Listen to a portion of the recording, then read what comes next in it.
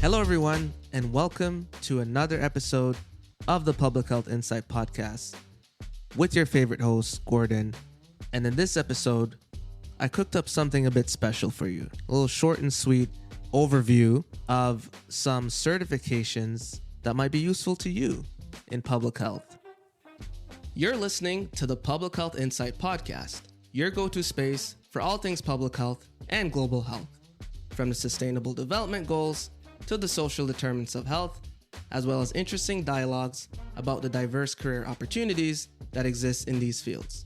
Remember to subscribe to the podcast and leave us a rating on Apple Podcasts and Spotify so other people like you can benefit from our content.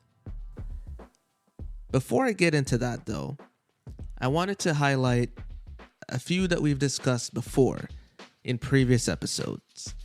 So we've highlighted the PMP, the Project Management Professional Certification, the CAPM, which is a Certified Associate in Project Management, as well as other certifications like the Lean Six Sigma or related quality improvement certifications, as well as a Credential Evaluator by the Canadian Evaluation Society, and the Certified Health Executive certification, and so on and so forth.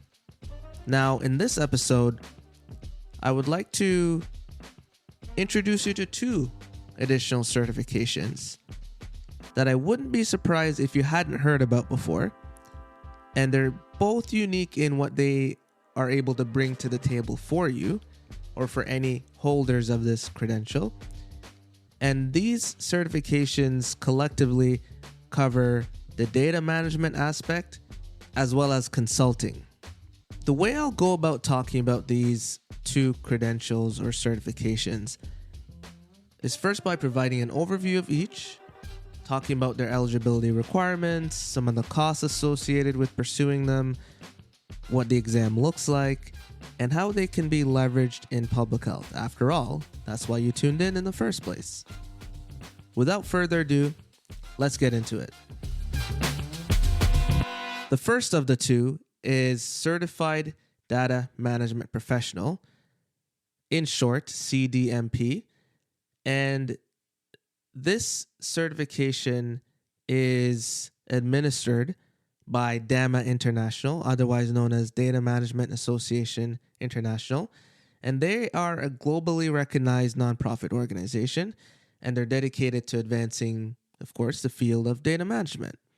Now, their mission is to work with data professionals, so anyone who wears the hat of data as a main component of their role, no matter what industry you work in, and to work to equip them with resources, standards, best practices to improve the way they can offer their expertise and overall effectiveness of data management within the organizations that they work in or work with.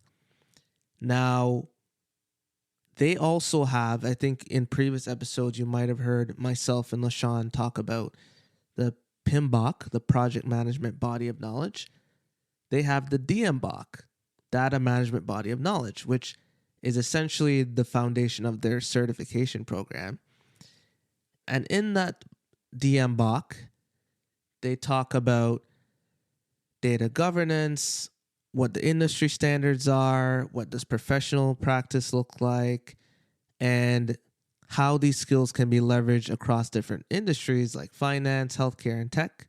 And this DMBOK will cover a variety of different things, as well as those practical skills that you need to implement different data strategies in your organization, and doing so in a way that aligns with the overall business goals of the company or the organization that you work for or work in. These certifications usually, if not always, have a cost associated with them. This one in particular, the CDMP, you have to basically pay, depending on the level that you're applying for, whether it's the associate practitioner or master, that will dictate your exam fee. So starting off as low as $311 US and going as high as $434 US if you're doing the highest level of the certification.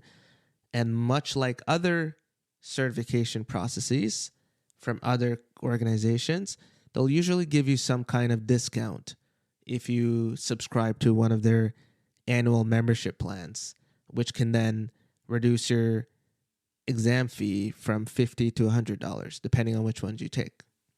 Now, what is the exam like? So the exam, again, is based on the DMBOK.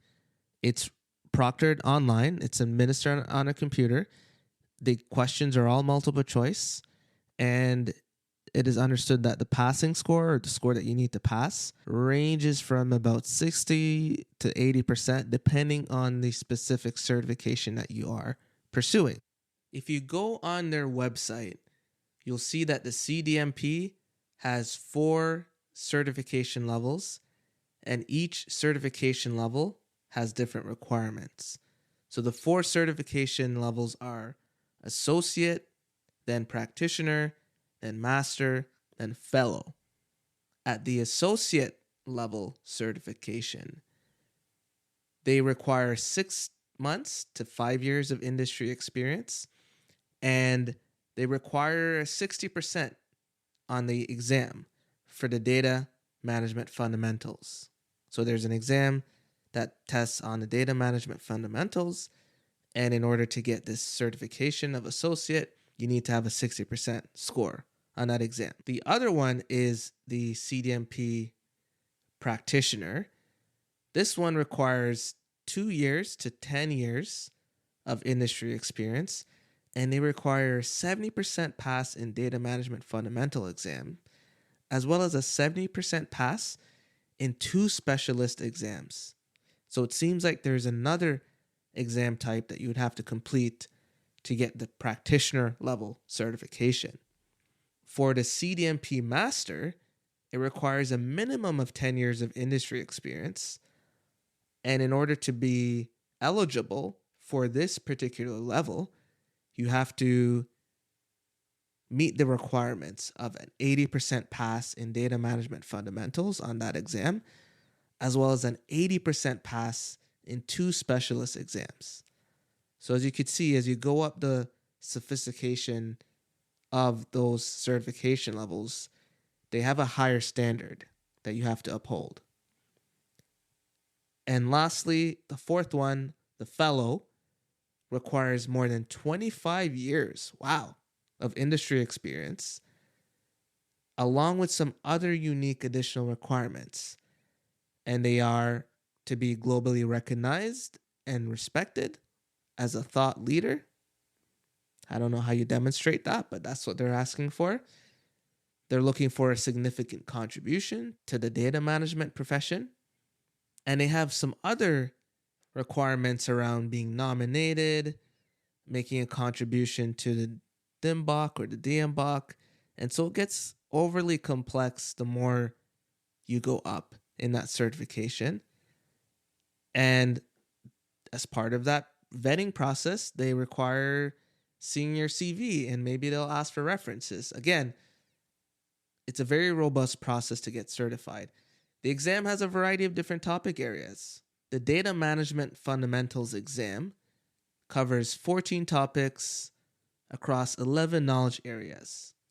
And these are in data management processes, big data, data architecture, document and content management, data ethics, data governance, data integration and interoperability, master and reference data management, data modeling and design, data quality, data security, data storage and operations, data warehousing and business intelligence, metadata management. I don't even know what half this stuff means. I'm not a data person myself, but if you are, tell me. And just like any other legitimate certification, and this is something you should think about too, there's probably hundreds or thousands of certifications out there. If they're not requiring you to do some kind of continuous learning to maintain a certification, then that takes away from the legitimacy of the certification, as well as the people that might have that certification. So in this one in particular, just like a lot of different cases, you have to do continuing professional development.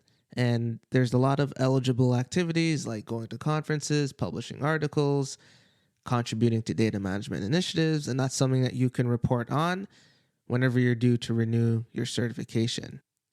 So once you have the CDMP credential or certification, much like a lot of other certifications, it's something that you have to renew every X number of years. And in the case of the CDMP, it's 3 years. And to renew it, you have to maintain or demonstrate that you're doing continuing professional development in terms of the number of hours that you spend consolidating, relearning, learning new concepts in that body of knowledge, and then submit that at the end of every 3-year cycle to be able to maintain this credential. Here's the juicy part. What do I use this for in public health? How does this help me? Well, data governance in health systems is a big area of focus. And when you're dealing with population health data at the aggregate level or patient level data, these governance systems are going to be key. So I imagine that through this certification or through the work of a data manager, these are some of the things that will be useful to you. When you're looking at things like epidemiology or disease tracking, being able to analyze the data in such a way to understand trends of disease, predict outbreaks, and inform decision-making and policy development to address that specific issue, something to think about. Leveraging data quality, leveraging data analysis is also important for things like program evaluation. How effective are these health interventions? And a good understanding of data management will help bring accuracy to this process. All right, so that is it for the CDMP. I'll include a link to where you can find more information in the show notes of the podcast. Do you have an idea for a topic you want us to cover or any questions you want to ask us? There's a cool new feature that you can use wherever you are in the world, which allows you to instantly send us a text message at no cost to you. All you have to do is open the full episode description in whatever platform you're listening from and follow the instructions at the very bottom. We'll be sure to give you a shout out in the next episode that we record. Now back to the podcast. On to the last certification, 2 of 2. For this specific episode, the Certified Management Consultant. That sounds like a very tough certification. If someone can refer to you as Certified Management Consultant, that brings a gravitas to it. That brings a level of credibility. It makes it seem like this person knows what they're doing. But anyway, so this certification is governed by the Institute of Management Consultants, and they are the governing body for the CMC. This organization was established back in 1968, and their whole mission is to promote excellence in the consulting profession because it's not a profession that's necessarily standardized. So they come in and have identified a key set of components or competencies that make a consultant a good one, and upholding those standards is what this organization is committed to. You know, looking at things like professionalism and ethics as well. It is also endorsed by the International Council of Management Consulting Institutes, ICMCI. And this gives it global credibility on top of the credibility that it has in the United States. Now, at this present time, the CMC is the highest standard of competence in management consulting. It helps to validate and assure that clients are receiving strategic and ethical solutions. In preparing for the CMC, there are a set of core consulting competencies that will need to be demonstrated to be deserving of this credential. By preparing for the CMC, you are able to further develop your understanding of how these competencies can be applied to the work that you do. So they talk about things like diagnosing complex organizational issues, strategic analysis and planning, ethical consulting practices, problem solving, developing actionable strategies, delivering solutions that align to client goals, as well as those soft skill elements, the relationship building, the leadership, the negotiation, is something that's not lost with this particular certification. Now, cha-ching, how much does it cost? Well, the cost depends on if you are a member or not. That will make you eligible for a discount. But if you take that out of the equation, the certification fees range from $1,000 to $2,000 US. And this would cover the application fee, the exam, and panel interviews. It's a very exhaustive process. A very exhaustive, rigorous, multi-step process where you have to submit a project portfolio showcasing your consulting experience. You have to pass written, you have to pass oral exams, and as well as do a panel interview.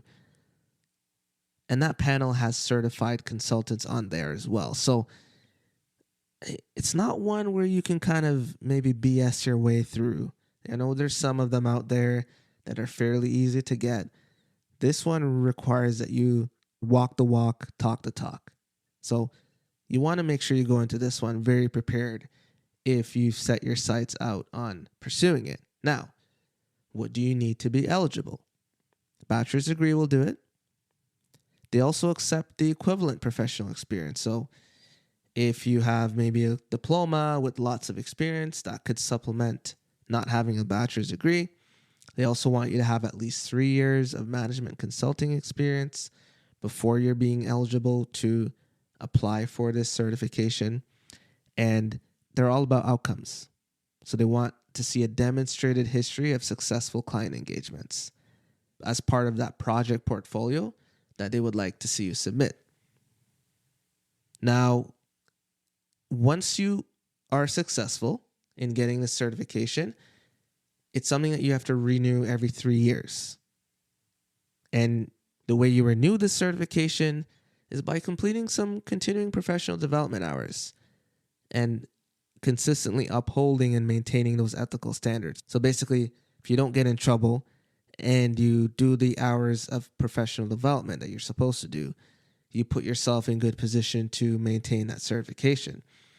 Perhaps it's a bit self-explanatory how a consulting certification will do you good in public health, but let's indulge for a second. Consulting for health organizations. So hospitals are looking for consultants all the time. You're talking about NGOs, public health agencies, lots of times looking for consultants. And if you think about strategic planning, that's something that pretty much every organization does and something that the certification should help with. How about program management? This certification talks about strategic development of initiatives, positive client engagement, and the soft skills required in negotiating leadership. So perhaps something in terms of holding down a management or leadership position could be something that you pivot to if you have the certification. So lots of different options here in terms of having this certification. But as you can see, it's something that's quite exhaustive to achieve. So perhaps if you don't see yourself in the consulting space long term, it might not be worth your while. So something to consider. Okay? In this episode, I talked about the CDMP, the Certified Data Management Professional certification, as well as the CMC, the Certified Management Consultant certification. I also talked about how these are all relevant for public health, what you need to get them, what you need to maintain them, what value they can offer your professional practice. The links to both will be included in the show notes. If you want to hear more, check them out. For now, this is Gordon signing off. Until next time. Peace.